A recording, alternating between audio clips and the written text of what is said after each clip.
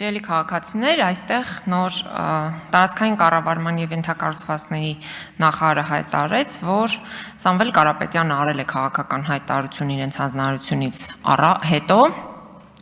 եւ դրա համար սա քաղաքական հալածանք չէ։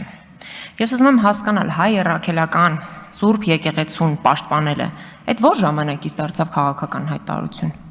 Այսինքն քաղաքականությունը, քաղաքականության մեջ մտնելու հայտեր ներկայացրել։ Այստեղ դուք պետք է ներկայացնեիք կառավարության տեսակետը օրինագծի վերաբերյալ։ Ինչ առարկություններ ուներ կառավարությունը։ Դուք կառավարության ներկայացուցիչն եք։ Այդ ինչ բյուջետային միջոցներն էր, որ լավ չէր հաշվարկվել, այդ ինչներ թերի, ինչներ լրամշակման կարիք զգում։ Դուք դրա մասին պետք է խոսեիք։ Դուք դրա մասին չխոսեցիք, մենակ հայտարարում եք, որ քաղաքականության մեջ է մտել կոնկրետ հեծի սեփականատերը։ Ինչ պլան դրել եք այս ընթացքում հեծի առաջ, որպես պետություն, կատարել են։ Ոչ մի առարկություն, ոչ մի փաստաթղթում չեք արձանագրել։ Եկել եք ինչ հեքիաթ եք պատմում այստեղ։ Դուք սուպեր նախարար եք, բայց ոչ թե գործունեության իմաստով, այլ ընդգրկվածության։ Եվ այդ ոլորտները, որտեղ որ դուք ղեկավարում եք իրականացնում, այդ ոլորտներում կան խայտառակ ձախողումներ։ Հայաստանի ջրային ռեսուրսների 65-ից 70%-ը կորում է։